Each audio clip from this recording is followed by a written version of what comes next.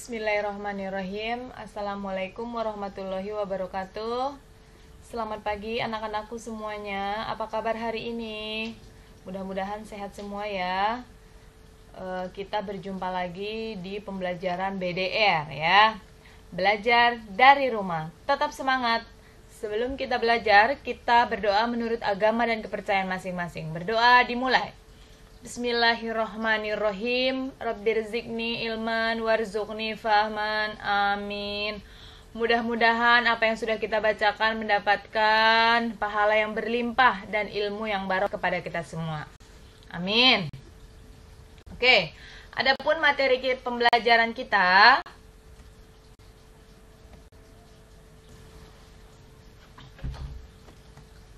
materi kita hari ini adalah sistem peredaran darah pada manusia, yaitu tentang struktur dan fungsi sistem peredaran darah manusia dan gangguan kelainan pada sistem peredaran darah serta upaya pencegahan dan penanggulangannya. Ya, nanti kita akan mempelajari ini. A. Struktur dan fungsi sistem peredaran darah pada manusia. 1. Komponen-komponen penyusun sistem peredaran darah, mekanisme peredaran darah pada manusia, dan frekuensi denyut jantung. Pertama, komponen-komponen penyusun sistem peredaran darah. Apa saja sih? Ya, darah, jantung, dan pembuluh darah. Di mana darah itu terbagi menjadi 3, yaitu sel darah merah, sel darah putih, keping-keping darah atau trombosit. Jantung terdiri atas 4 ruang, bilik kiri, bilik kanan, kemudian serambi kiri, serambi kanan, bekerja dengan cara kontraksi dan relaksasi. Pembuluh darah yaitu pembuluh nadi, pembuluh balik, dan pembuluh kapiler. Nah, kalian bisa membuka bukunya halaman 205. Ya, lihat ya, halaman 205, 206, dan 207. Di situ dibahas mengenai pembuluh nadi, pembuluh balik, dan pembuluh kapiler. Mekanisme peredaran darah pada manusia, yaitu ada peredaran darah kecil dan ada peredaran darah besar. Perhatikan ya, apa perbedaan dari peredaran darah kecil dan peredaran darah besar?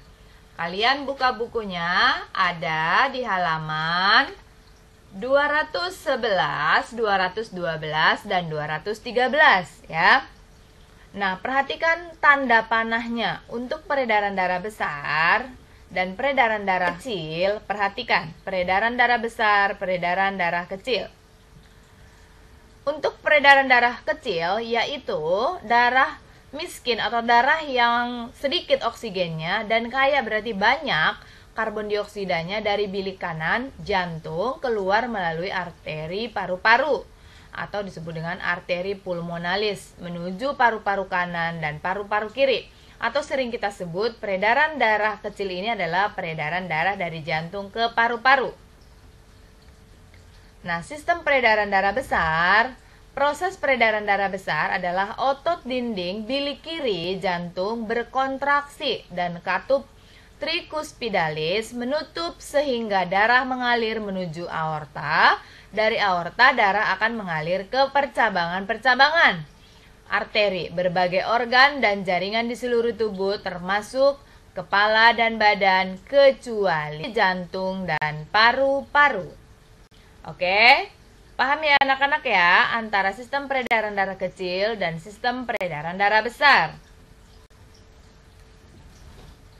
Struktur dan fungsi darah.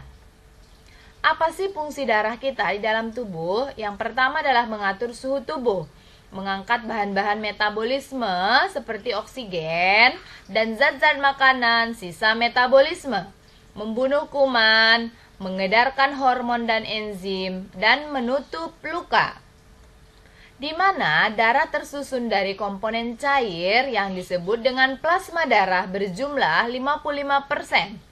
dari darah yang kita miliki, dan 45% itu adalah komponen padat, yaitu terbentuk dari sel darah dan keping-keping darah sebesar 45%.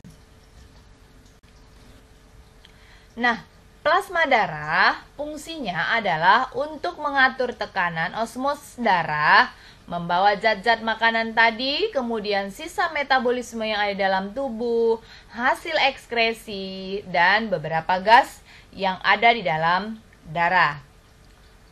Kedua, komponen padat darah, yaitu terbentuk dari 3 tadi, sel darah merah, sel darah putih, dan keping-keping darah. Sel darah merah merupakan jumlah yang paling banyak di antara ketiga sel tersebut, di mana setiap 1 mm pangkat 3 mengandung 5-6 juta sel darah merah dan dibentuk di sumsum tulang belakang dan tulang pipa.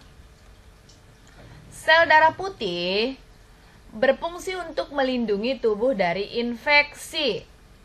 Bentuknya tidak tetap dan dapat menerobos dinding kapiler. Setiap 1 mm pangkat 3 mengandung 5.000 sampai 10.000 leukosit dan jumlahnya akan meningkat jika ada infeksi. Sedangkan keping-keping darah atau trombosit berfungsi untuk proses pembekuan darah.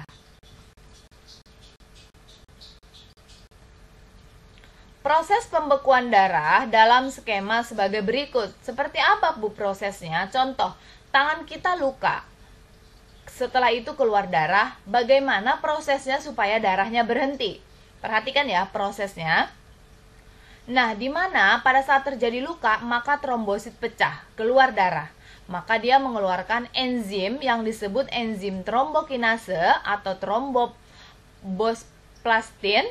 Nah, kemudian enzim tersebut mengubah karena Ca2+ dan vitamin K mengubah protrombin menjadi trombin dan menghasilkan fibrinogen menjadi fibrin. Fibrin itu benang-benang halus yang membuat si darah itu membeku. Nah, trombosit ya, yaitu keping-keping darah.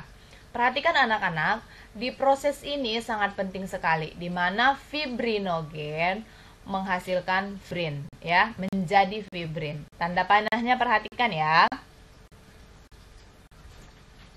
Oke, sekarang kita lihat ke darah. Berapa sih golongan darah pada manusia? Ada 4 golongan darah. Golongan darah A, golongan darah B, golongan darah AB, dan golongan darah O. Ya, golongan darah resipien. Apa itu Bu? Golongan darah yang bisa kalau kita memberikan darah kepada orang lain, maka kita disebut pendonor atau donor darah. Tapi kalau orang tersebut menerima darah, nah itu namanya resipien ya.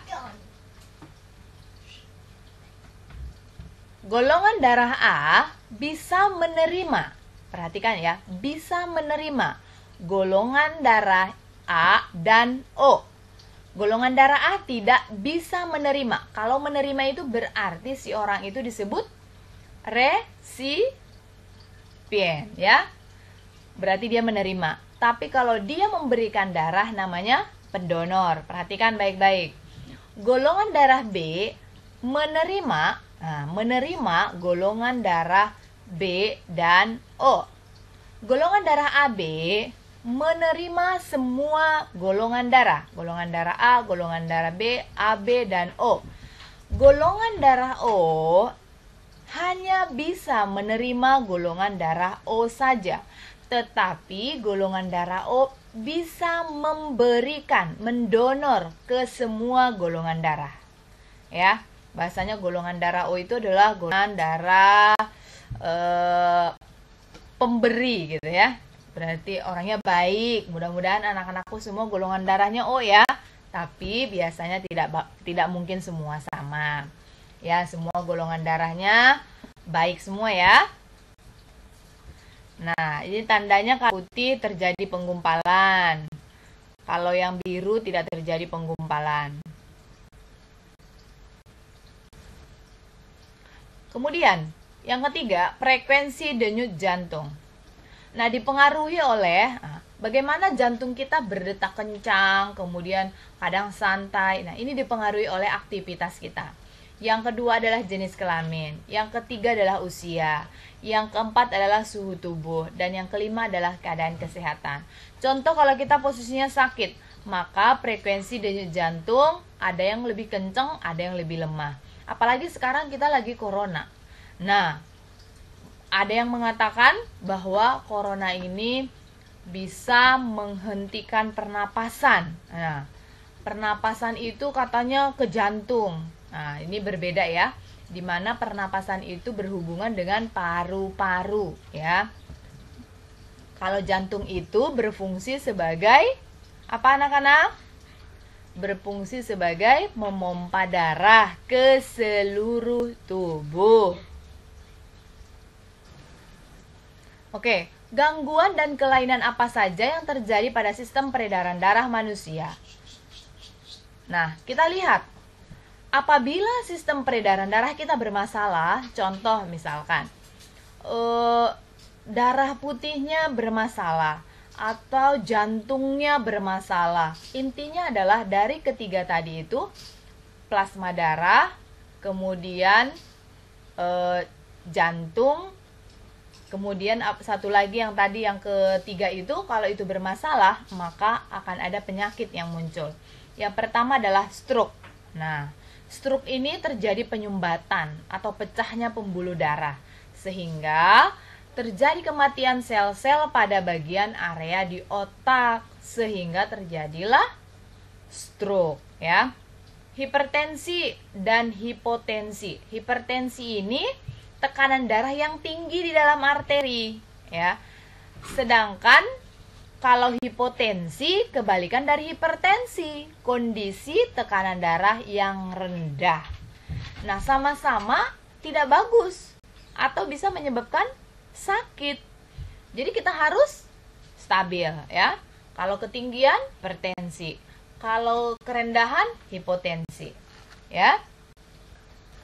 Kemudian apalagi penyakit-penyakitnya? Ada penyakit hemofilia, yaitu sukarnya membeku darah. Contoh pada saat kita luka, darahnya tidak berhenti, lukanya cuma sedikit tapi darahnya ngocor terus. Nah, berarti si orang tersebut bisa dikategorikan mempunyai kelainan yang disebut dengan hemofilia penyakitnya ya, yaitu darahnya sukar membeku.